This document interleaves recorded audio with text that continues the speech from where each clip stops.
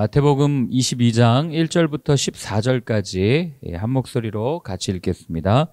예수께서 다시 비유로 대답하여 이르시되 천국은 마치 자기 아들을 위하여 혼인잔치를 베푼 어떤 임금과 같으니 그 종들을 보내어 그 청한 사람들을 혼인잔치에 오라 하였더니 오기를 싫어하거늘 다시 다른 종들을 보내며 이르되 청한 사람들에게 이르기를 내가 오찬을 준비하되 나의 소와 살진 짐승을 잡고 모든 것을 갖추었으니 혼인잔치에 오소서 하라 하였더니 그들이 돌아보지도 않고 한 사람은 자기 밭으로 한 사람은 자기 사업하러 가고 그 남은 자들은 종들을 잡아 모욕하고 죽이니 임금이 노하여 군대를 보내어 그 살인한 자들을 진멸하고 그 동네를 불사르고 이에 종들에게 이르되 혼인잔치는 준비되었으나 청한 사람들은 합당하지 아니하니 내 거리 길에 가서 사람을 만나는 대로 혼인잔치에 청하여 오라 한데 종들이 길에 나가 악한 자나 선한 자나 만나는 대로 모두 데려오니 혼인잔치에 손님들이 가득한지라 임금이 손님들을 보러 들어올세 거기서 예복을 입지 않은 한 사람을 보고 이르되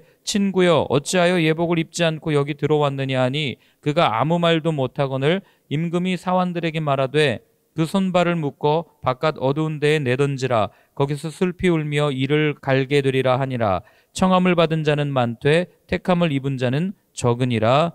아멘. 네, 예수님께서 이제 마지막 천국 그 비유를 통해서 어떤 사람이 천국에 들어갈 수 있는가, 그리고 누가 천국에 합당한 모습으로 살아가는가, 이것을 세 번째 비유를 통해서 알려주십니다.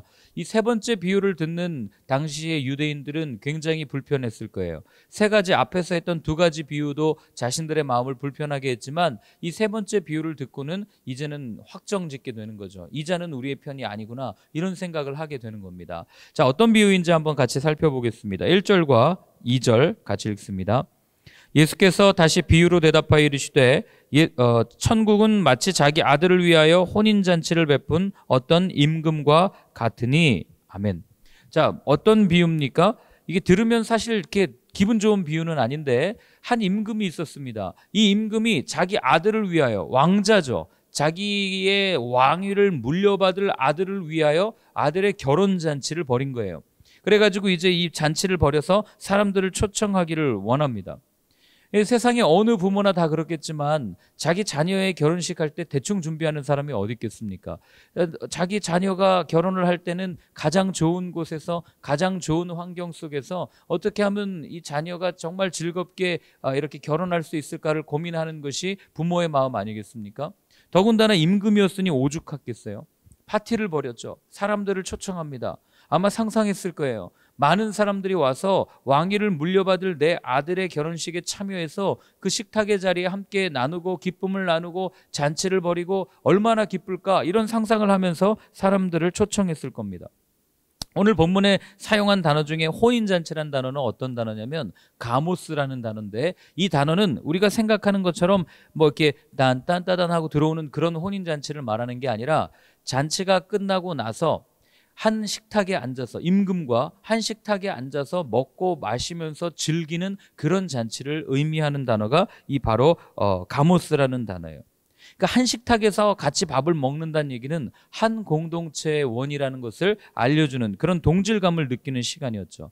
그래서 예수님께서 이 땅에 오셨을 때 제자들을 비롯해서 많은 사람들과 함께 식탁의 교제를 나누었던 이유가 무엇이냐면, 왜 그렇게 먹고 마시기를 즐기는 자인가, 이런 비난을 받으면서도 그 식탁의 자리를 소중하게 여겼는가? 이유는 딱 한 가지예요. 그게 무엇이었냐면 예수님과 함께 식탁의 교제에 참여함으로 예수님과 한 몸 된 교회 공동체, 예수님과 한 몸 된 하나님 나라에 들어갈 그런 공동체 원이 되었다는 것을 밥 먹는 자리에서 예수님께서는 알려주신 거죠. 그러니 왕이 상상하지 않았겠어요? 함께 꿈을 꾸고 비전을 나누면서 또 먹을 것을 먹으면서 식탁의 교제를 나누면서 이들과 함께 한 공동체로서 한 몸 되어서 기쁨을 나눠야 되겠다, 이런 생각을 하지 않았겠습니까? 그런데 어떤 일이 일어납니까? 3절부터 6절까지를 같이 읽습니다. 3절부터 6절이요. 그 종들을 보내어 그 청한 사람들을 혼인잔치에 오라 하였더니 오기를 싫어하거늘 다시 다른 종들을 보내며 이르되 청한 사람들에게 이르기를 내가 오찬을 준비하되 나의 소와 살진 짐승을 잡고 모든 것을 갖추었으니 혼인잔치에 오소서 하라 하였더니 그들이 돌아보지도 않고 한 사람은 자기 밭으로 한 사람은 자기 사업하러 가고 그 남은 자들은 종들을 잡아 모욕하고 죽이니. 자, 뭐라고 그럽니까? 초청했는데 오지 않는 거예요. 다시 종들을 보냅니다. 그랬더니 하는 얘기가 뭐예요? 내가 지금 종들을 보내면서 먹을 게 너무 많다. 오면 절대 후회하지 않는다. 이 자리는 기쁨의 자리고 이 자리에 오면은 누구나 다 이 식탁의 교제에 참여할 수 있다라고까지 이야기하면서 종들이 외치고 다녔는데 이 거절하는 거죠. 거절하는 이유는 내가 너무 바쁘다는 이유였어요. 자기 밭으로 가서 내가 지금 김을 매다 왔는데 내가 씨를 뿌리다 왔는데 나는 내 일을 마저 해야 되겠습니다. 그리고 자기 사업하러 가는 거예요. 내가 지금 바이어를 만나야 되는데 내가 이 계약이 틀어지면 내 인생 쫑납니다 하면서 지금 간 거죠.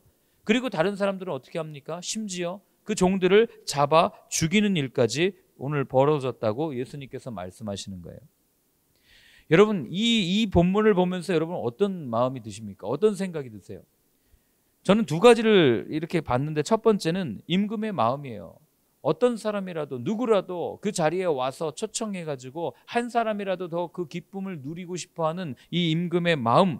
그러니 임금이 여러분 보세요. 그냥 명령하면 돼요. 너 와가지고 잔치 참여해. 너 초청장 받은 사람들 안 오면 아주 너 죽어. 그러면서 그냥 끌고 오면 됩니다. 강제적으로 명령하면 돼요. 그런데 오늘 본문에 나타나는 임금은 명령하지 않아요.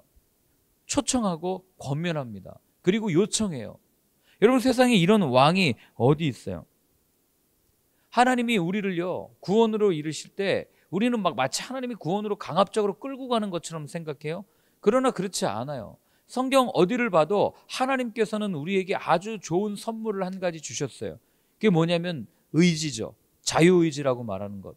그래서 하나님은 우리에게 선택하게 하셨고 그 선택을 존중해 주십니다. 그러니 진짜 사랑한다는 말이죠. 여러분 사랑하지 않으면 어떻게 맡겨요? 사랑하지 않으면 어떻게 선택권을 줍니까? 그러니까 사랑하니까 믿게 되는 거고 믿으니까 선택권을 주는 거 아니겠어요? 여러분 직장에서도 보면은요 못 믿는 사람한테는 스케줄표 받아가지고 일과표 다 체크하고 업무일지 쓰게 하죠. 그래가지고 어떻게 일했는지를 점검합니다. 그러나 정말 믿는 사람은 정말 이 사람이 자기 그동안 보여준 그 삶의 모습을 통해서 이 사람을 신뢰하게 됐고 이 사람을 사랑하게 되면 업무일지 같은 거 필요 없어요. 어디 가서 뭘 하든 회사를 위해서 일할 거라는 걸 알고 있기 때문에 믿고 있기 때문에. 그러니 하나님께서 우리에게 자유의지를 주셨다는 거는요 하나님이 그만큼 우리를 믿는 존재로 창조하셨다는 거예요. 그만큼 사랑하는 존재로 창조하셨다는 겁니다. 이걸 가지고 사람들은 그렇게 얘기해요. 왜 선한 것만 선택하도록 우리를 프로그래밍하면 되는데 왜 악까지도 선택할 수 있게 만들어가지고 우리를 이렇게 고생하게 만듭니까? 뭐 이렇게 질문하기도 합니다. 그럼 저는 그렇게 대답해요. 인격적인 교제 없이 시키는 대로 굴종하는 로봇으로 살고 싶습니까? 그렇게 얘기해요. 여러분 하나님이 너 이거 하고 이거 하고 이거 하고 이거 해. 아무런 생각도 없고 아무런 의중도 없이 그렇게 살도록 만들어놨다면 여러분 그거는 그냥 장난감이죠. 교제의 대상이 아니고 사랑의 대상이 아닌 거예요. 사랑하는 대상으로 만들었기 때문에 우리에게 선택권을 준 거예요. 저는 지금도 제 아내한테 가끔 그런 얘기해요. 나중에라도 내가 싫어지면 떠나라 이렇게 얘기합니다. 왜요? 자신 있으니까요. 아내를 사랑하는 것만큼은 누구보다 자신 있으니까. 하나님이 그런 마음을 가지고 우리에게 의지를 주셨던 것 아니겠어요? 그런데 우리는 왜 우리에게 그렇게 만들었냐고. 그래놓고 하나님이 또 이렇게 무언가 이거 해라 저거 해라 막 억압하면 또 억압한다고 불평하는 게 우리의 모습 아니겠습니까? 본문에서 드러나는 하나님의 마음은요 한 사람이라도 더 초청하고 싶은 거예요. 그래서 그 의지를 가지고 선택해서 내게 나와라 이야기하시는 거죠. 이거를 바울이 디모데전서에 이렇게 표현합니다. 디모데전서 2장 4절인데요. 하나님은 모든 사람이 구원을 받으며 진리를 아는 데 이르기를 원하시느니라. 아멘 이렇게 표현하고 있어요. 모든 사람이 구원에 이르기를 원하시는 아버지의 마음이 여기 나오는 거죠. 그러니 여러분 하나님 오해하지 마세요. 뭐 예정해가지고 그 다음에 선택된 사람들만 구원하셨다. 맞아요. 그것도 성경적인 사고 맞습니다. 그러나 누가 예정되었는지 어떻게 알아요? 더 포괄적인 의미에서 주시는 말씀은 뭡니까? 구원에 이르기를 원하신다는 거예요. 모든 사람이 구원 받았다가 아닙니다. 그죠? 예정된 사람이 구원 받을 거예요. 그러나 하나님의 마음은 모든 사람이 구원에 이르기를 원하신다라고 분명하게 밝히고 있는 거죠. 자, 두 번째로 나타나는 건 뭐냐면 이 사람들이 왜 왕의 초청에 거절했는가, 응하지 않았는가? 결국 자기한테 빠져서 사는 사람은요, 하나님의 부르심을 듣지 못해요. 이게 오늘 본문이 우리한테 말해주는 거예요. 오늘도 보면 밭으로 가죠. 자기 사업하러 갑니다. 내가 하고 싶은 것을 하기 위해서 하나님의 요청을 거절해요. 저는 이 거절하는 모습에서 오늘날의 현대 그리스도인들의 모습을 봐요. 너무 바빠서 하나님을 잊습니다. 그런데 그걸 옹호해요. 바빠서 그럴 수 있다고 이야기합니다. 젊었을 때 좀 바빠서 교회 안 다녀도 괜찮아. 고3 때는 공부하고 학원 다녀야 되니까 너 교회 잠깐 빠져도 돼. 교회 빠지는 건 문제되지도 않아요. 신앙 잠깐 접어두어도 돼. 너는 일단은 지금 네가 성경 읽을 시간이 어딨어. 너는 그냥 공부 지금 자습서라도 하나 더 보고 문제집이라도 하나 더 풀어야 되는 게 지금 너의 시기야 라고 말하면서 그렇게 옹호하면서 지내고 있습니다. 젊은 시절에는 방황해도 된다고. 근데 여러분 성경 찾아보세요. 어디에 그런 얘기가 나옵니까? 아무데도 그런 얘기가 나오지 않아요. 우리가 상황과 환경에 맞추어서 그냥 합리화해버리고 그냥 거기에 그렇게 살아도 돼라고 자기 합리화하는 거죠. 여러분 저는 그런 분들에게 그렇게 얘기해요. 만약에 그렇게 주님으로부터 잠깐 떠나 있어도 된다고 얘기했는데 그 떠난 순간에 주님이 오시면, 내일 주님이 오시면 그럼 그 영혼 지옥 가라는 얘기입니까? 이것밖에 되지 않는 거예요. 그렇기 때문에 우리가 놓치지 말아야 할 건 뭐냐면 어떤 상황에서도 주님을 붙들고 있어야 되는 거예요. 주님을 놓아서는 안 됩니다. 주님이 우리를 붙든 손을 주님 내가 지금 잠깐 힘드니까 내가 좀만 쉬었다 갈게요. 손 좀 놔주십시오 하고 놨다가 주님이 와버리면 그건 그냥 끝나는 거예요. 그게 누가복음에 나와 있는 종말장, 마태복음 종말장에 나와 있는 예수님이 말씀하시는 거 아니에요? 하나는 데려감을 당하고 하나는 버려둠을 당하리라. 여러분 그렇기 때문에 우리가 항상 생각하고 항상 깊이 고민해야 될 것은 무엇이냐면 하나님께서 무엇이라고 말씀하셨는가, 예수님께서 어떻게 말씀하셨는가에 주목하고 집중해야지 우리의 상황과 우리의 환경에 따라서 이 말씀을 끊임없이 자꾸 자의적으로 해석하다 보면 여러분 우리가 나중에는 하나님으로부터 처음에는 요만큼 멀어져 있다가 나중에는 돌아갈 수 없을 만큼 멀어져 있는 그런 모습을 보게 될 때가 있다는 거죠. 여러분 그리스도인은요 어떤 상황에 있어도 예수님을 선택하는 사람들 아닙니까? 그럼 예수님을 선택했다는 얘기는 예수님을 나의 주인으로 모셨다는 말이고 그분이 내 삶의 가장 먼저입니다라고 고백하는 삶을 얘기해요. 그러니 여러분 성경 읽으시면서 자기 고집에 빠져가지고요 세상에 자기만 옳다고 생각하는 그런 고집과 아집을 버리셔야 됩니다.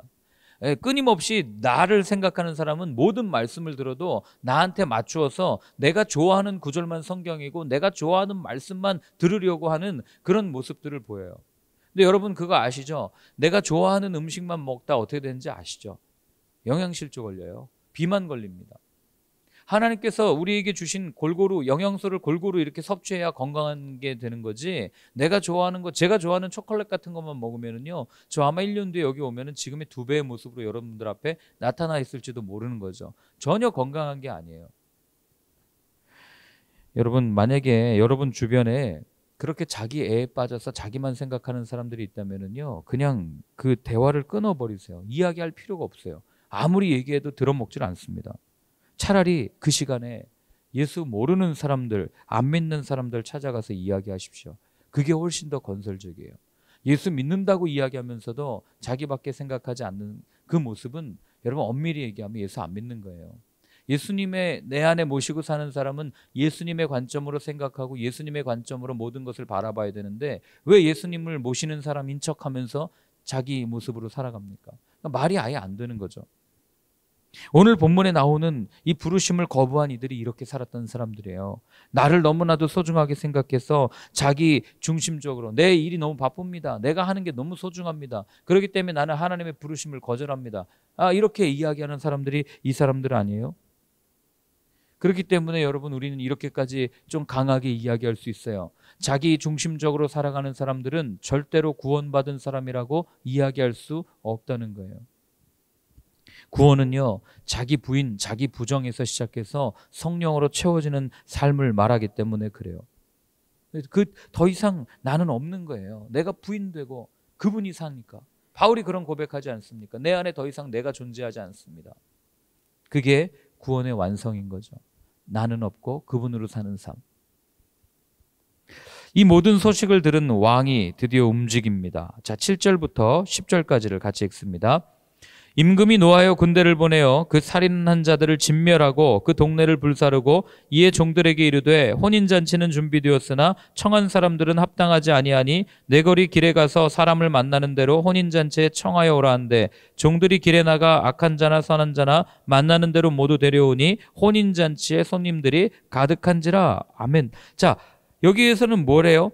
여러분, 아들을 거부한 사람들, 왕의 그 임금의 아들의 혼인잔치를 거부한 사람들은 구원에 이를 수 없다는 게 오늘 분명하게 나오잖아요. 진멸받는다고 얘기하죠. 여러분, 이 왕의 이 아들의 혼인잔치가 어떤 건지 그림이 대충 그려지지 않으세요? 우리는 이미 성경을 읽으면서 이 모습을 봤어요. 어디에서 봤습니까? 요한계시록에서 봤잖아요. 마지막 때 일어날 어린 양의 혼인잔치, 그걸 지금 예수님께서 비유로 말씀하시는 거예요. 그날에 어린 양 예수님과 더불어 혼인잔치에 이르라고 초청을 했는데 다 거절한 거죠. 그러니 왕이 나가서, 임금이 나가서 어떻게 합니까? 다 죽이는 거예요. 여러분, 이걸요 요한 사도가 아주 정확하게 이야기합니다. 한번 찾아보실래요? 요한일서 5장 12절이에요. 요한일서 5장 12절.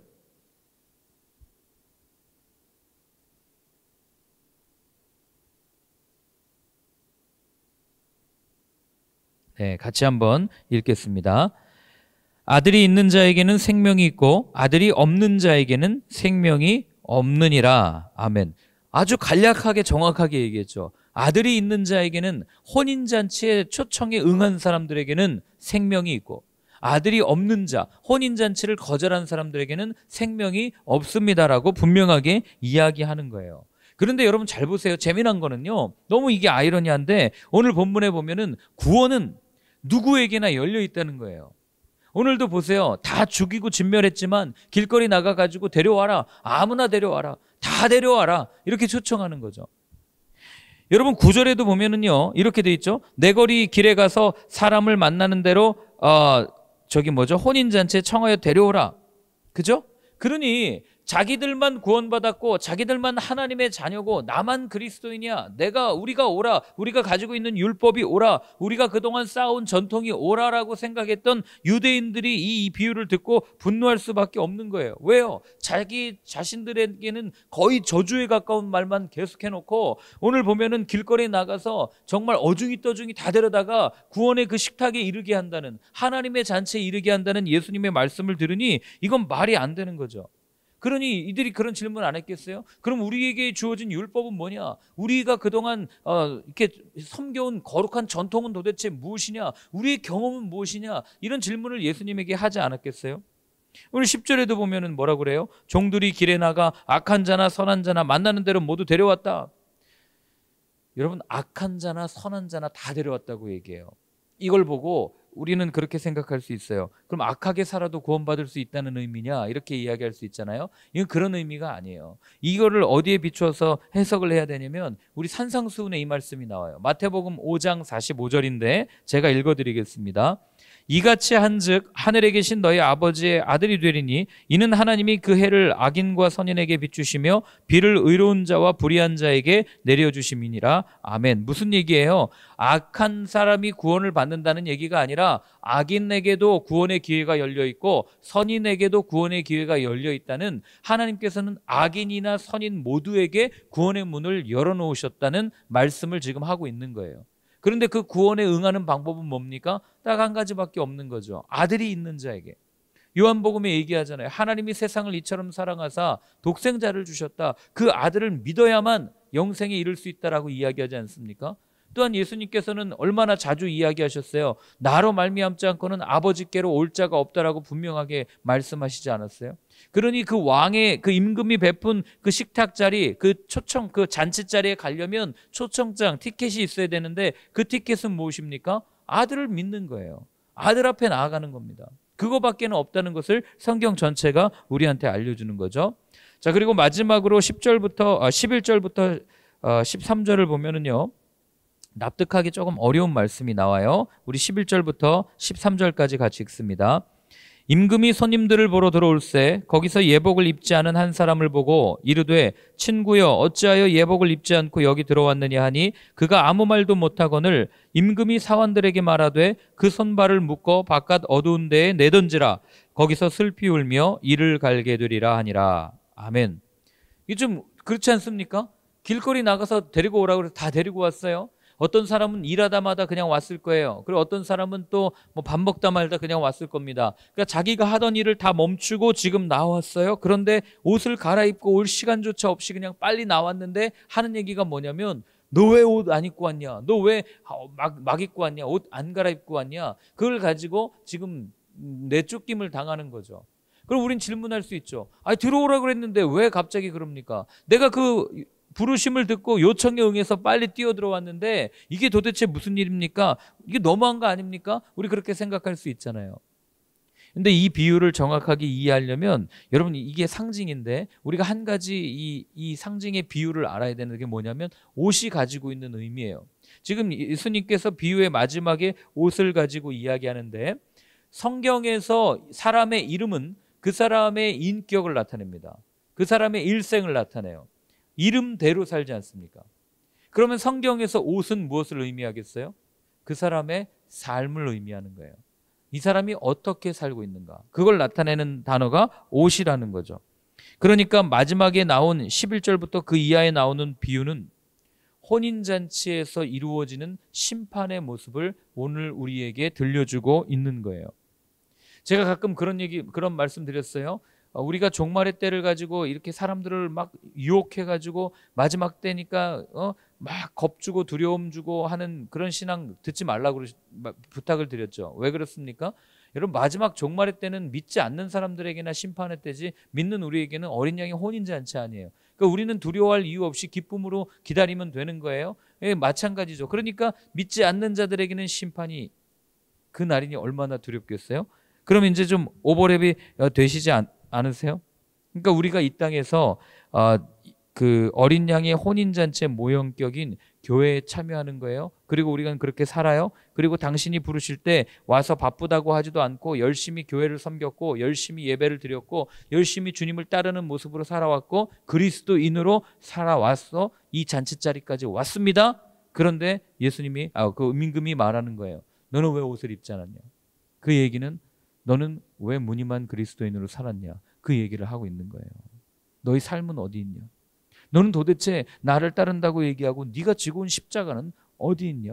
이거를 지금 오늘 임금이 묻고 있는 거죠. 그러니 여러분 우리가 아무리 신앙생활을 하고 아무리 교회를 다니고 아무리 수십 년 동안 예수님을 믿어도 우리의 삶 속에 예수님께서 말씀하셨던 열매들, 성령의 열매, 사랑의 열매, 복음의 열매, 생명의 열매가 맺혀 있지 않다면, 우리가 그걸 옷 입고 있지 않다면, 그리스도로 옷 입고 있지 않다면 마지막 날에는 어떻게 된다고요? 슬피 울며 이를 갈게 된다고 예수님께서는 분명하게 말씀해 주시는 겁니다. 여러분 이미 우리는 초청받은 존재들이에요. 그렇지 않겠어요? 그렇기 때문에 우리가 뭐 교회를 다닌다, 예배를 다닌다 이걸로 끝나는 게 아니에요. 예배의 자리, 사실 여기 와서 누가 나쁘게 이야기하는 사람이 어디 있어요? 예배 드릴 때는 다 좋게 이야기합니다. 여기에서 만난 관계 속에서는 다 좋게 얘기해요. 그런데 왜 시험 들어요? 통독반 하면서 왜 시험 듭니까? 예배당에서는 안 그러는데 통독하다 보면 본성이 드러나잖아요. 그러다 보면 서로 시기하고 질투하고 상처 주고 또 내가 어려우니까 좀 도와달라 하다가 또 이 돈 관계 왔다 갔다 하다가 서로 실족하는 거 아니겠습니까? 그런 게 구원받는 삶, 그런 삶이 천국 가는 삶이 아니라 오늘 예수님께서는 뭐라고 말씀하시는 거예요? 자기 부인과 자기 부정을 통해서 십자가를 지고 걸어가는 삶, 십자가의 옷, 십자가의 예복을 입고 사는 삶이 더 중요하다라고 분명하게 이야기하는 거예요. 그래서 우리의 예배는 예배당에서 시작되지만 우리의 삶에서 완성된다고 우리가 이야기를 하는 겁니다. 오늘 하루 여러분들의 삶 가운데 그리스도의 향기가 펄럭펄럭 많이 났으면 좋겠어요. 그게 예수님이 원하시는 이 마지막에 예복을 입은 삶이에요.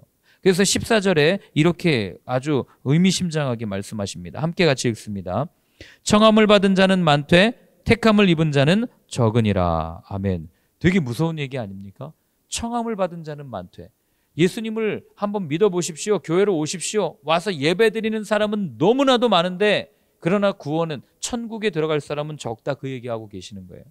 이거를 여러분 조금만 더 정확하게 이 말씀을 좀 풀면 이런 의미예요. 많은 사람들이 청함을 받았지만 부르심을 받았다고 해서 모두가 합당한 삶을 사는 것은 아니다라고 예수님께서 말씀하신 거예요. 그러니까 예수님께서 관심 있는 건 결국 하나님의 부르심이고 그 부르심에 응답한 삶이라는 거예요. 어떻게 살고 있는가? 하나님께서 너를 그리스도인으로 불러놨는데 너는 과연 어떻게 살았니? 너는 어떤 열매를 맺었니? 이 이야기를 예수님께서는 계속해서 하고 있는 거죠. 그래서 여러분, 바울이 나중에 뭐라 그러는지 아세요? 고린도전서 9장에 이렇게 얘기해요. 내가 내 몸을 쳐서 복종함은 내가 남에게 전파한 후에 자신이 도리어 버림을 당할까 두려워함이로다. 이게 무슨 얘기예요? 이 대사도가 고린도후서를 쓸 때쯤이면 인생의 이제 사역의 중반을 넘어갈 때인데 무슨 얘기하고 있는 거예요? 내가 지금은 복음을 전하는 너희들이 나를 존중하고 인정받는 사도로 그렇게 나를 바라보고 있지만 그러나 내가 언젠가 도리어 버림을 받을까 나는 두려워하고 있다. 이 얘기가 예수님이 하신 얘기가 똑같아요. 청함을 받은 자는 많되 택함을 받은 자는 적다. 그러니 바울은 날마다 내가 죽습니다, 이런 고백을 하는 거예요. 내가 죽지 않으면, 내가 부인되지 않으면, 내가 부정되지 않으면 끝까지 십자가의 길을 걸어갈 수 없기 때문에. 그래서 아까 그 거절한 사람들 제가 말씀드렸잖아요. 자기 일 때문에 바빠서 갔다고. 워낙 자기중심적으로 사는 사람들. 오늘 예수님께서 우리에게 이렇게 매몰차도록 듣기 싫을 정도로 말씀하시는 이유를 우리가 잘 살펴야 됩니다. 왜 그러겠어요? 생명과 관련이 있기 때문에 그래요. 가만두면 죽으니까, 어떻게든 살려야 되니까 이렇게 강하게 3번이나 비유로, 정말 우리도 얼마나 듣기 싫어요. 이런 그냥 좀 좋은 말씀 해주시면 얼마나 좋겠습니까? 그런데 그렇게 하지 않고 이런 싫은 소리를 하는 이유는 바로 우리의 생명과 바로 연결되어 있기 때문에 그래요. 이렇게 살다가는 우리는 결국 초청의 자리에, 식탁의 자리에 가기는커녕, 아니 간다 하더라도 거기서 쫓겨나는 그런 인생의 모습이 될 수 있기 때문에. 그래서 저는 오늘 함께 예배드리는 우리 모두가 그 아버지의 나라, 그 잔치, 그 상에서 웃으면서 만날 수 있었으면 좋겠어요. 저도 버림받지 않기 위해서 바울이 고백했던 것처럼 날마다 내 자신을 죽이고 나를 부정하고 주님께서 내게 주신 십자가를 지고 걸어가야겠다, 이런 다짐을 어제 하게 된 하루였습니다. 오늘 여러분들에게도 이런 결단이 있기를 바라요. 그래서 오늘 한번 같이 기도할 때는 이렇게 한번 기도했으면 좋겠습니다. 하나님, 우리가 하나님의 마음을 잘 헤아리는 철이든 자녀가 되게 하셔서 끝까지 내게 주신 십자가를 지고 그 맡겨주신 사명과 소명을 잘 감당하는 저희의 삶이 되게 하여 주옵소서. 우리 이렇게 자신을 위해서 한번 같이 기도하겠습니다. 하나님 아버지, 주님, 오늘도 포도원 그 식탁의 자리에 초청되어졌던 그 비유를 들려주셨습니다. 주님께서 우리를 부르실 때 내 안에 내 것이 가득하면 주의 음성이 들리지 않음을 압니다. 주님, 내 것을 점점 비워내게 하시고 성령으로 채워져서 하나님께서 말씀하시는 것에 민감하게 반응할 수 있고, 아버지 하나님, 그래서 주님께서 가라 하는 곳에 가고 주님께서 서라 하는 곳에 서고 나아갈 수 있는 삶이 되어줄 수 있도록 주님 도와주시옵소서. 주님, 그렇게 사는 동안 주님, 내 뜻과 내 의지대로 사는 것이 아니라 주님께서 말씀하시는 대로 내 자신, 내 의지, 내 뜻을 꺾고 아버지의 뜻대로, 주여 내 뜻대로 마옵시고 아버지 뜻대로 하옵소서 고백하셨던 예수님처럼 그렇게 살아갈 수 있는 저희 모두가 될 수 있도록 주님 도와주시옵소서. 하나님 아버지, 오늘도 우리를 그리스도인으로 불러주셔서 감사합니다. 당신의 자녀 삼아주셔서 감사합니다. 하나님, 이 받은 귀한 선물 우리가 잃지 아니할 수 있도록 도와주시고 우리에게 주신 십자가를 지고 우리 자신을 십자가에 못 박고 그리고 그 십자가를 지고 한 걸음 한 걸음 나아가는, 결국 우리를 바라보고 우리를 향해 두 팔 벌리고 계신 주님에게 안길 수 있는 저희 삶이 될 수 있도록 성령님 늘 함께하여 주시옵소서.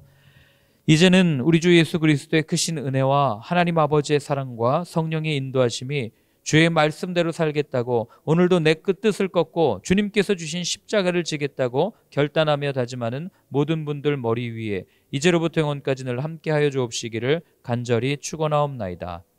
아멘.